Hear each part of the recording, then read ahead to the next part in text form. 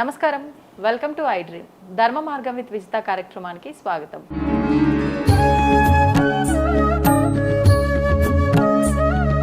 నమస్కారం అండి.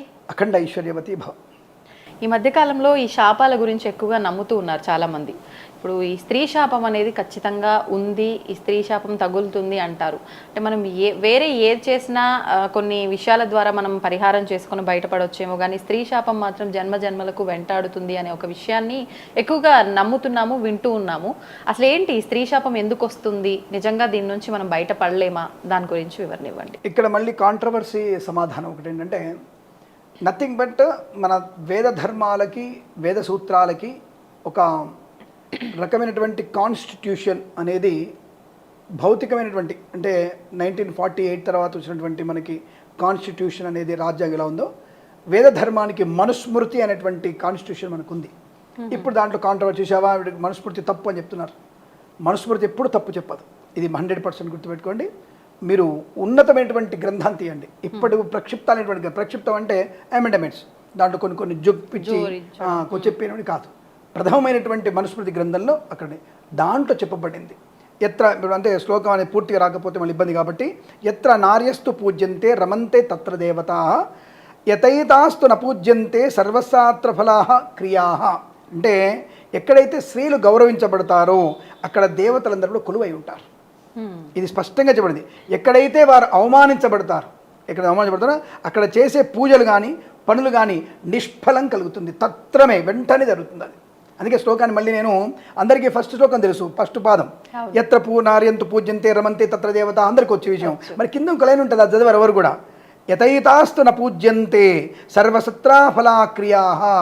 నిష్ఫలమైనటువంటి ప్రయోజనం, నిష్ఫలమైన ప్రయోజనం నిష్ఫలం ఏముంటుందిగా, ప్రయోజనం లేని నిష్ఫలము. కాబట్టి అటువంటి అప్రయోజనమైనటువంటి ఫలితాన్ని పొందుకుంటాం. కాబట్టి ఎక్కడెక్కడైతే స్త్రీని మీరు కంట నీరు పెట్టిస్తున్నారో అక్కడక్కడ అటువంటిది ఈ రోజులలో మరీ దారుణమైనటువంటి సంఘటనలు అనేకం చూస్తున్నాం. ఒక్కొక్క దగ్గర అమ్మాయిల్ని 4 ఏళ్ల పాపని, 6 ఏళ్ల పాపని, 10 ఏళ్ల పాపని, దుర్మార్గమైనటువంటి అవయవాలు లేనటువంటి ఆ పసిపిల్లల దగ్గర మీరు ఏమనుభవిస్తున్నా నాకు అర్థం కానిటువంటి దౌర్భాగ్య దుర్మార్గులటువంటి విషయాల్లో, లేనిపోయినటువంటి ఆఫీసులలో నువ్వు ఈ మతం మారుత నీకు హైక్ ఇవ్వనని చెప్పినటువంటి దౌర్భాగ్యమైనటువంటి రోజులలో ఉండి ఆ ఆడపిల్లని ఎక్కడ మనం హింస పెడుతున్నాం, ఎక్కడ మనం మన దాంట్లోకి మన మతంలోకి మార్చుకొని ఇబ్బంది పెడుతున్నామో అక్కడ ప్రతి చోట ఏ ఆడపిల్ల అయితే మనకి ఇబ్బంది పెడుతుందో, కన్నీళ్ళు పెట్టుకుంటుందో ఆ కుటుంబం కానీ ఆ వంశము కానీ తరించదు. ఇది సాక్షాత్తుగా పార్వతీదేవి చెప్పినటువంటి మాట. ఇది ఈశ్వరుడు పార్వతీదేవి స్పష్టంగా చెప్పాడు. కాబట్టి భార్యని, తల్లిని, కూతుర్ని, చెల్లిని ఒక దేవతగా పూజించగలిగేటువంటి ఏకైక ధర్మం ఉన్నది నా సనాతన ధర్మం మాత్రమే. ఇంకొక ధర్మంలో అటువంటి ప్రక్రియ లేదు గాక లేదు. నా ధర్మంలో ఇది సూత్రం, మనుధర్మ శాస్త్రంలో ఇది మనుస్మృతిలో స్పష్టంగా ఇది చెప్పబడింది. కాబట్టి అది ఉంటుంది. ఎక్కడైతే ఆడపిల్ల కంట నీరు పెడుతుందో ఆ కంట నీరు పృథ్వీ మీద పడుతుంది. ఆ పృథివీ భరతమాత, ఆ పృథివీ మనకి జానకీదేవి, ఆ పృథివీ సీతాదేవి. ఆ దేవి తన కూతురు యొక్క కన్నీళ్ళు పడితే భరిస్తుందా? ఉప్పెనగా ఉరకదు. కాబట్టి అటువంటి తత్వంలో మనకి నష్టాన్ని కలిగించే అవకాశం భర్తకు కానీ, తమ్ముడికి కానీ, తండ్రికి కానీ, పరాయివాడికి కానీ, ఎవరికైనా సరే వెంటనే ప్రమాదాన్ని కలిగించగలిగే అవకాశం ఖచ్చితంగా ఉంటుంది. కాబట్టి ఆ స్త్రీ శాపం అనేది ఇప్పుడు కాదు, ఎప్పటి నుంచో ఉంది. అగ్ని కంటే కూడా బలమైనది, వాయువు కంటే కూడా బలమైనది, అలాగే మనకి నీరు కంటే కూడా ఉపద్రవాన్ని కలిగించేది స్త్రీ శాపం అనేది. అంటే ఒక సునామీ కంటే 6 సునామీని కలిగించే శక్తి ఆ అమ్మాయి కంటి నీరుకు ఉంటుంది, అమ్మాయి భావోద్వేగానికి ఉంటుంది. అటువంటి స్త్రీ బాధపడుతూ తన మనస్సుని ఎప్పుడైతే కష్టపెట్టాడో అవతల వ్యక్తిని తిట్టినప్పుడు తప్పకుండా ఆ ఎఫెక్ట్ పడుతుంది. ఇక్కడ మళ్ళీ ఒక చిన్న విషయం ఏంటంటే, తల్లి కొడుకుని తిడుతుంది, దరిద్రుడా నువ్వు చావురా, అమ్మాయిని పట్టుకుని దరిద్రం ఉండా, నువ్వు చచ్చిపో, నీకు ఇంతే, నీకు ఏది రాదు, నీ బతికి అన్న ఆ తల్లి మాత్రం శాపం ఎవరికి తగలదు. తల్లి శాపం ఎవరికి కూడా తగిలే అవకాశం లేదు. కాబట్టి ఆ విషయంలో మీరు భయపడాల్సిన అవసరం లేదు. కింద కామెంట్స్ పెడతారు, మా అమ్మగా తిడతారండి శాపం తగులుతుందని చెప్పేసి. అదే ఆడపిల్ల శాపం వెంటనే తగులుతుంది. ఇప్పుడు తల్లి శాపం తగలదన్నారు, తల్లిదండ్రుల్ని చాలా ఘోరమైన ఇబ్బందులు పెట్టి ఆ మధ్యలో సోషల్ మీడియాలో కూడా చూసినాం, కోడలు కొడుకు ఇద్దరు కలిసి ఆ పెద్దవాడిని బాగా కొట్టడము, ఇవన్నీ ఒక వీడియో కూడా వచ్చింది. అంటే ఈ రకంగా ఇబ్బంది పెట్టినప్పుడు కూడా ఆ తల్లి మనసు బాధపడుతుంది, పైకి ఒక మాట కొడుకుని అన్నపోయిన అప్పుడు కూడా ఏం తగలదంటారా? తగలదు. అదే అంటున్నా, తల్లి కొనేటప్పుడు పార్వతీదేవి ఉంది, మనకి ఏమైనా కష్టం వచ్చింది, వెంకటేశ్వర స్వామి ఉన్నాడు సపోజ్, దానికి మనకంత బాధ వచ్చింది, నా బౌద్ధ దేవుడు, నా బొక్కల దేవుడు, ఎక్కడున్న దేవుడు, నా దరిద్రపు దేవుడు లేడు, ఏం లేదు, అంత దమాయ, ఆడు బండరాయి వాడు అంటారు. శివుని పట్టుకొని ఆ బొందలింగం, వాడేం లింగం, వాడేం చేయడు, శివుడు భౌడు అంటారు, వాడేం లేదు. దానికి ఎగ్జాంపుల్ మనకి సినిమా ఉంది కదా, సో మనకి ఎవరి మన మంజునాథ సినిమా. సో శివుడిని గెంటేస్తాడు బయటికి, ఫస్ట్ నువ్వు బయటికి వెళ్ళి గెట్ అవుట్ అంటాడు. అంటే దేవుడితో మనం పరిహాసంగా కోపంగా తిడుతుంటాంగా. ఇప్పుడు సపోజ్ నేనే ఉన్నాను, నేను ఇప్పుడు ఏదైనా శివాలయానికి వెళ్ళినప్పుడు శ్రీశైలం వెళ్తాం అంటే నా సొంత విషయం కాకపోయినా ఒక సరదాగా చెప్తున్నాను మీకు. నేను వెళ్ళినప్పుడు కింద శివయ్య ఉంటాడు, శివుని దర్శనం చేసుకున్నప్పుడు దండం పెట్టుకుని అంత అయిపోయిన తర్వాత మా ఆవిడ ఇద్దరు వెళ్తుంటాం. ఏమో మా తమ్ముడు దండం పెట్టుకున్నావు అంటాను. మీ తమ్ముడు దండం పెట్టుకుంది అంటుంది. లోపల నాడు కదా మా తమ్ముడు దండం పెట్టుకున్నావు అంటాను. ఏంటండి దేవుడు వాడికి ఎలా అంటారు అంటుంది. సైలెంట్గా ఉంటాం, పర్లేదు మా దేవుడు నా తమ్ముడే అని చెప్తూ అంటాను. బయటికి వెళ్ళి అమ్మవారి అయిపోయింది దండం పెట్టుకుంటాం. అమ్మవారితో దండం అయిపోయిన తర్వాత ఓయ్ మా చెల్లి దండం పెట్టుకున్నావు సరిగ్గా అంటే అక్కడ తమ్ముడు ఇక్కడ చెల్లెలు ఏమిటండి మీరు అంటుంది. అంటే ఒక రకమైనటువంటి హ్యాపీనెస్తో వీఆర్ షేరింగ్ సంథింగ్. అంత మాత్రం నాకు తమ్ముడు కాదు, ఆయన నాకు చెల్లెలు కాదు కదా, కానీ దానికంటే ఎక్కువ అవుతారు కదా. అంటే ఆ తత్వంలో మనము ఒక్కోసారి పరిహాసంగా మాట్లాడతాం, ఒకసారి జోక్ చేస్తాం, ఒకసారి ఈవెన్ సీరియస్ అవుతాం. అంటే అంత మాత్రం అమ్మవారు మనం తిడుతుందా? అలాంటి లక్షణం దేవతాతత్వం కలిగింది అమ్మ. కానీ నువ్వు కొట్టినా తిట్టినా, సపోజ్ ఎగ్జాంపుల్ చెప్తాను మీకు నేను, ది రియల్ ఇన్ఫర్మేషన్ మీకు. మనకి ఎక్కడైతే అమెరికాలో ట్విన్ టవర్స్ పేల్చేసినటువంటి లాడెన్ ఉన్నాడు కదా, పాకిస్తాన్లో చంపేశారు ఆయన్ని. ఆ శవం దగ్గరికి వాళ్ళ అమ్మ వచ్చింది. ఇది లాడెన్ వాళ్ళ అమ్మ వాళ్ళకి వచ్చేసి నా కొడుకు చాలా మంచివాడు, అసలు ఎవ్వరికీ అపకారం చేయడు, నా కొడుకు చాలా మంచి అని చెప్పి స్టేట్మెంట్ ఆడుతుంది. అంటే ఆ తల్లికి కొడుకు ఎంత దుర్మార్గమే సరే నా కొడుకు మంచివాడండి, చీమకు అపకారం చేయడండి.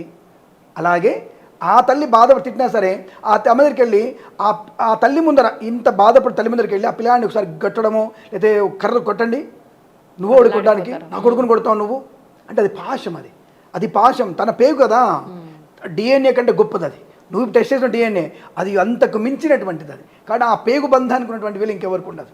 కాబట్టి అంత ఇబ్బంది పెట్టిన తల్లి అయినా సరే ఆ శాపం ఏం తగిలే అవకాశం కుదరదు. అది ఆడపిల్లకి అంటే ఏదో రాఖీ పండగకి 10,000 ఇవ్వకపోతే తిట్టిన రాదు కాదు, తన మనసు బాధపడి తన వ్యక్తిత్వాన్ని దెబ్బతీసినప్పుడు ఆ సోదరి ఆడపడుతున్నప్పుడు అంతప్ప అల్పమైన విషయాలకి చాక్లెట్కి బిస్కెట్కి తిడుతుంది. నా చెల్లెలు 100 రూపాయలు ఇవ్వని చెప్పి తిడుతుంది, ఊరి బొమ్మని చెప్తే తిడుతుంది, అత్తగారిని తిడుతుంది అని చెప్పి అలా బలమైనటువంటి కారణం తన హృదయానికి భారం కలిగించే విషయం, తన హృదయానికి భారం కలిగించే 10 మందిలో అవమానించేసినటువంటి విషయంలో అటువంటిది ఎక్కువ ఉంటుంది. మరి దానికి ఏం చేయాలి? మనము మనస్ఫూర్తిగా భార్యను కానీ తల్లిని కానీ చెల్లిని కానీ కూతురిని కానీ క్షమాపణ వేడుకోవాలి.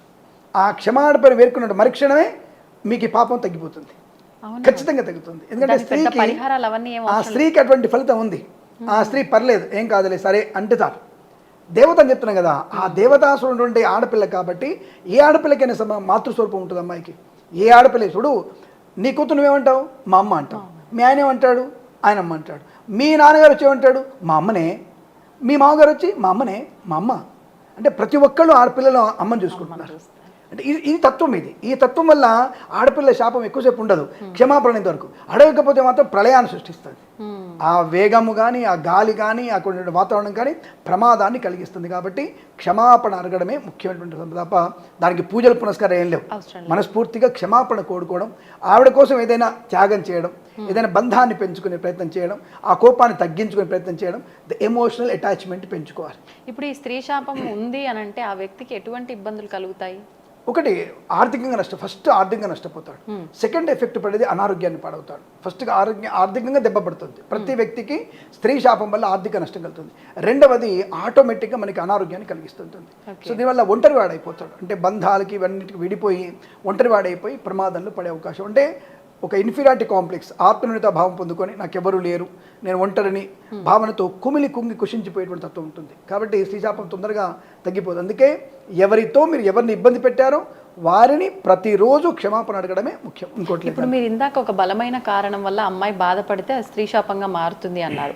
ఇప్పుడు ఉదాహరణకి 2 వ్యక్తుల్ని తీసుకుంటే అమ్మాయి మాత్రం ఎదుటి వ్యక్తి భర్తే కావచ్చు, స్నేహితులే కావచ్చు, అమ్మాయి నిజంగా అది బలమైన కారణమే అనుకుంది, అమ్మాయి నొచ్చుకుంది. కానీ ఆపోజిట్ వ్యక్తి అసలు నా తప్పే లేదు, నేనేమీ చేయలేదు, నువ్వు ఫీల్ అవుతున్నావు అనే సందర్భాలు చాలా చూస్తాం.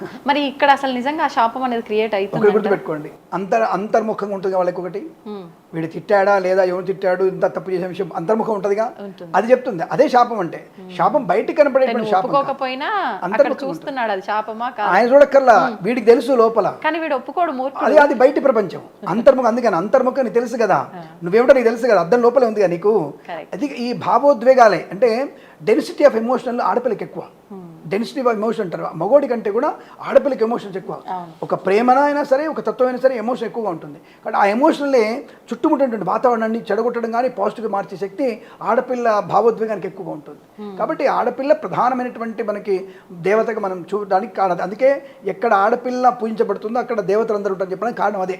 తన డెన్సిటీ, ఎమోషన్ డెన్సిటీ ఎక్కువ తనకి. కాబట్టి మన ఆరాని కూడా చంపేయగలుగుతుంది. ఆరా అంటే మనకు ఉండేటువంటి ఒక ఆరా ఉంటుంది, చక్రం, వలయం, దాన్ని చంపేయగలుగుతుంది, అది క్రియేట్ చేయగలుగుతుంది ఆడపిల్ల. కాబట్టి అటువంటి ఎమోషనల్ డెన్సిటీ ఉన్నటువంటి ఆడపిల్లని ఎప్పుడైనా సరే గౌరవించే ప్రయత్నం చేస్తేనే మనకు అనుకూలంగా ఉంటుంది. సైన్స్ అదే చెప్తుంది. సైన్స్ ప్రకారం కూడా అదే ప్రూవ్ అవుతుంది మనకి. అంటే ఇప్పుడు ఒక నమ్మక ద్రోహం నుంచి అసలు యాక్చువల్గా ఏంటంటే ఆడపిల్ల వెంటనే కరుణ పోయిస్తుంది అమ్మాయి. ఎక్స్క్యూజ్ అయిపోతుంది, సర్లే పోన్లే సర్లే. చిన్నప్పటి నుంచి మొదటండి నేను మాకిద్దరైనా సరే, అంటే నేనే ఎగ్జాంపుల్ చెప్తాను. నాకు అన్నిటికీ నాకు ఎగ్జాంపుల్ ఉంది. ఒక బిస్కెట్ తినుకుంటే నేను ఎక్కువ తీసుకుంటే ఫస్ట్ గట్టిగా అరిచిన, నువ్వు ఎక్కువ తీసుకున్నాను అరిచిన, తర్వాత సర్లే తీసుకోను, సర్లే పోన్లే తమ్ముడే కదా. అంటే బయట వాళ్ళు వచ్చి అని చెప్పేసరికి నా తమ్ముడు నా ఇష్టం, నీకెందుకు ఎక్కువనే పెట్టుకుంటాను వెంటనే అంటుంది. అది మాతృ హృదయం. అదే కూతురు సేమ్ అదే పని. భార్య భర్త అనుకుంటే కూతురు ఖచ్చితంగా తండ్రికి సపోర్ట్ చేస్తుంది. నాన్నేమంటున్నావు ఏంటి, నాన్నేమనుకు నువ్వు, నానే కదా, నానే సంపాదిస్తున్నాడు కదా, నాన్న సంపాదిస్తుంది కదా అనేస్తుంది డైరెక్ట్గా. దాని వయసు 4 ఏళ్ళు ఉండదు, నాన్న సంపాదిస్తున్నాడు కదా అంటే అది నాన్నది, నాన్నేమనొద్దు నువ్వు. అది ఈ కూతురుగా, చెల్లిగా, తల్లిగా, భార్య కూడా అంతే. ఒకవేళ సపోజ్ మనకి ఒక భర్త తప్పుడు వ్యక్తిగా అయిపోయి అక్రమ సంబంధం పెట్టుకున్నా, ఒకవేళ బయట వాళ్ళు అంటుంటే అవునయ్యా బాధపడే నేను, నీకెందుకు, నా భర్తే కదా, నేను మార్చుకుంటా, నీకు అనవసరం అనగలిగే ఉన్న ఏకైక శక్తి భార్యకే ఉంటుంది, ఆడపిల్లకే ఉంటుంది. అంతకన్నా గొప్ప వ్యక్తిత్వం ఏ ధర్మంలో ఉందమ్మా. అందుకనే అటువంటి మాతృహృదయమైనటువంటి స్త్రీ శాపం అనేది వెంటనే తగులుతుంది మనకి, ఇమ్మీడియట్గా ఎఫెక్ట్ పడుతుంది, విత్ ఇన్ డేస్లలో ఎఫెక్ట్ పడుతుంది మనకి. ఇప్పుడు కోటీశ్వరుడైనా సరే పాతాళానికి వెళ్ళిపోతాడు విషయం. కాబట్టి స్త్రీ శాపం ఎప్పుడు కూడా మనకి చాలా ప్రమాదాన్ని కలిగిస్తుంది. బీ కేర్ఫుల్గా ఉండాలి, జాగ్రత్తగా ఉండాలని చెప్పబడుతుంది. శుభం. సర్వే జనా సుఖినో భవంతు. And for more videos, Please subscribe to iDream channel. Subscribe to iDream Media. Please subscribe to iDream. Please subscribe to iDream. Please subscribe iDream. And please subscribe to iDream. For more videos, subscribe to iDream. please like, share and subscribe to the channel. Congratulations, iDream. Subscribe to iDream. Subscribe to iDream. So subscribe to iDream Media. iDream ki iDream team andarki huge congratulations. Please subscribe iDream Media. Please subscribe to iDream. Subscribe iDream. Please subscribe to iDream. iDream అంటే నా కళల channel subscribe చేసుకున్న నోరు తిరుగుతలేదు, మీరైతే గంట గుర్తు కొట్టండి. For more such videos, please subscribe to iDream. Subscribe to iDream. Please subscribe to iDream. Please subscribe iDream Media. Please do subscribe to iDream. Please subscribe to iDream Media. For best entertainment and information, please subscribe iDream. And don't forget to subscribe to iDream.